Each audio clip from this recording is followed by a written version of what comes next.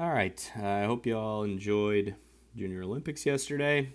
In an effort not to let us fall 2 days behind schedule, we're going to complete a new lesson through this video here. Yesterday in class, we didn't really move forward, so I don't want to lose too many days so that we have plenty of time to review as we get closer and closer to the end of the year here. So where we left off in our notes was somewhere around here, example, 16, 17. I know we talked about 16. We maybe did not go through with stating the amplitude and frequency of this function explicitly, but I know that what we did do is we identified that there is a relationship between period and frequency that says that the period of any particular function, I'll try to use red here, stay consistent, is equal to 2 pi divided by whatever the frequency is. So if you can see the equation of the function, so for example, if you had y equals sine of 4x, well, frequency is 4 then. So you could determine that the period would be 2 pi over 4, so then the period of your function would be pi over 2, which would mean that it would take this long to see a full cycle of this function.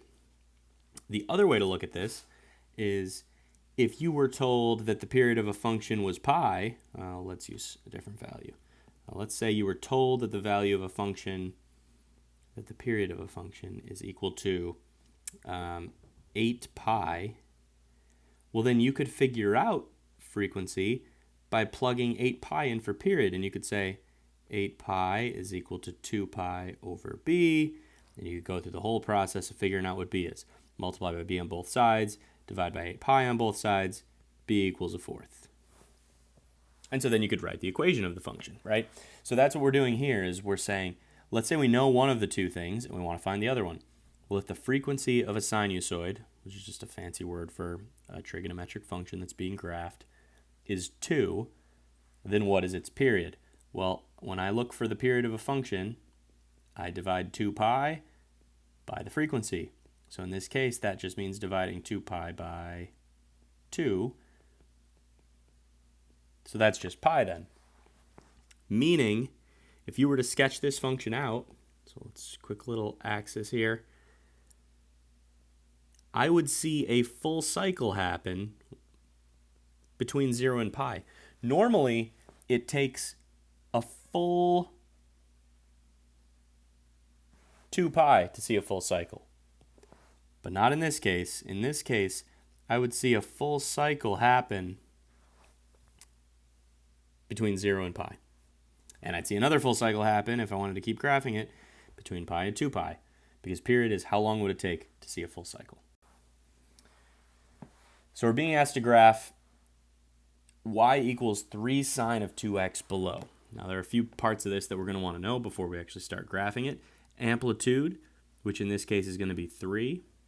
Frequency, which is 2. So that's telling me that I will see 2 cycles of my function between 0 and 2 pi. And period, which I need to calculate by doing 2 pi divided by b, which is pi. All right, so a quick graph here for us to use. If the period of my function is pi, then I'll have pi be the end of my graph. And then that's going to make this here be half a pi. And that would make this a quarter of pi, making this here 3/4 of pi. So now I don't actually have to change the way I sketch this. My y-axis, if this is 1, then this will be 2, and that'll be 3. And there's -3. It's a sine function, so I know it's going to start at 0. It's going to hit its maximum, then back to 0, then its minimum, and a full cycle by pi. So something like this. And there you go. Now that looks a lot like all the other sine graphs we've drawn, but keep in mind that it's not, because normally it takes a full cycle 2 pi to complete, and now it's only taking pi.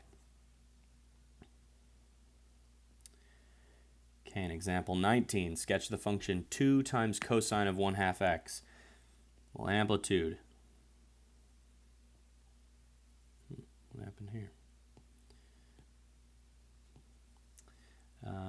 amplitude is 2. Frequency is 1/2. So that means I'm going to see half a cycle of this function over 0 to 2 pi.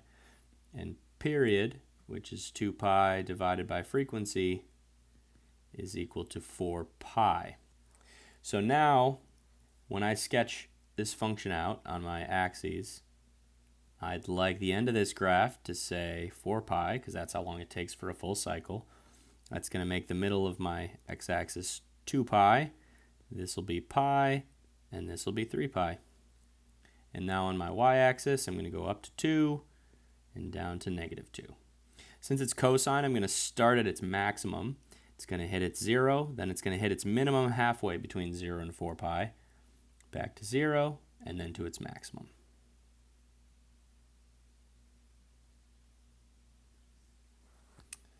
There we go. So hopefully we're getting to the point where these graphs are coming pretty quickly. We don't have to spend too long talking about every single graph. All right, here we're being asked to determine the equation, the frequency, and the period of each function below.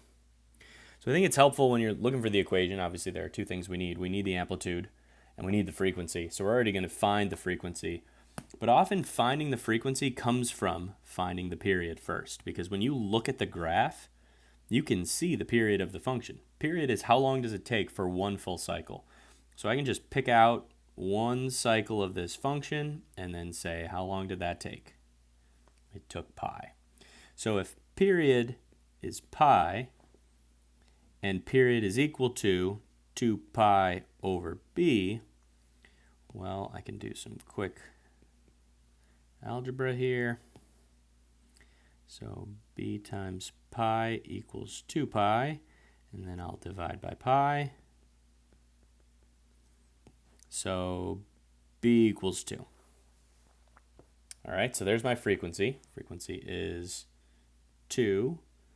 And my amplitude is 4. This distance is 4.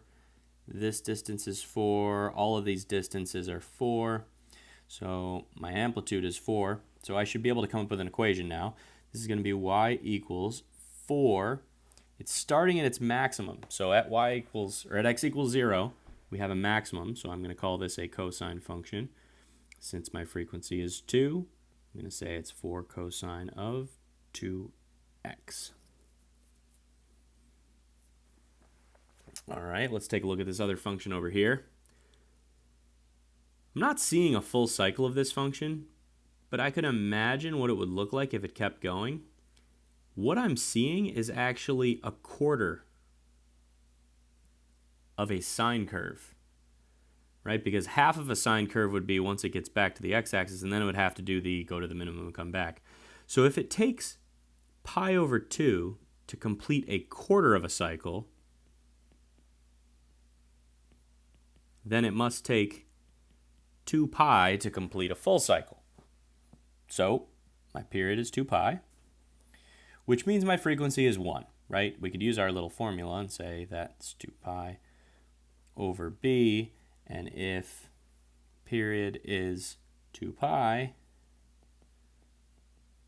well, then b's got to be 1. But also we know that frequency is just how many cycles are you going to see between 0 and 2 pi. If it takes 2 pi to complete one cycle, you're going to see one full cycle over 0 to 2 pi. And then the amplitude here is 3. So this would be y equals 3 sine of 1x.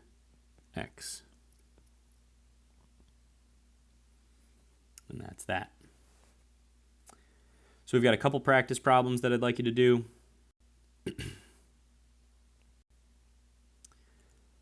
What you should do is try doing all 4 of these on your own and then check them with the key that I'm about to provide you in the next couple minutes of this video. So for number 4, sketch each function below over the interval from 0 to 2 pi. So we need a graph that goes from 0 to 2 pi, 3 pi over 2, and pi over 2. Now for this particular function, my amplitude is 1/2. So if that's 1, then it's only going to go up to 1/2. This is -1. It's only going to go down to -1/2. And I should see 2 cycles of this function over this interval because the frequency is 2. In other words, the period is going to have to be pi. So it's a sine function starting at 0. Then it needs to finish a cycle by pi, which means it needs to come back to pi over 2. So it's going to have to hit its maximum, then its minimum, and then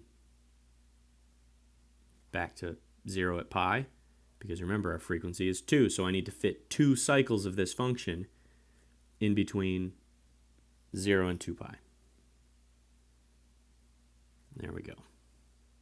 So you can see that our period is pi, and because the frequency is 2, I'm seeing not 1 cycle, but 2 cycles over this interval. For cosine of 1/2 x,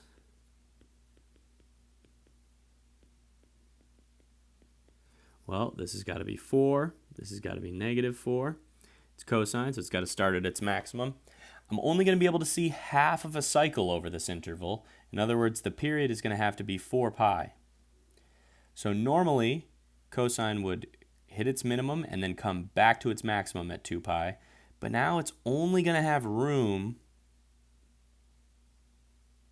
to get to its minimum because that's half of a cycle of a cosine function. And because the frequency is a half, I can only show half this function over 0 to 2 pi. And the last two, we're giving an equation for each function graphed below. Well, here this is a cosine curve, and over 0 to 2 pi, I'm only seeing half of the function.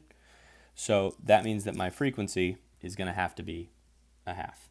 So I'm going to say y equals, my amplitude appears to be 4 cosine of 1/2 x, which is actually the same function as above. What do you know? And then the last one. This is a weird interval. I'm actually seeing this function over -2 pi to pi over 2. But what I want to focus on is how long does one cycle take? Looks like it takes 2 pi. So if this were to keep going, I would see another full cycle happen between 0 and 2 pi. So if 2 pi is the period, then 1 is the frequency, because I would see exactly 1 full cycle between 0 and 2 pi. This looks like a sine function because it's hitting the y-axis at 0, and it's got an amplitude of 6. So y equals 6 sine of x. That's a 1x because the frequency is 1. There is homework tonight, so I'll post that as well. I'll see you guys tomorrow.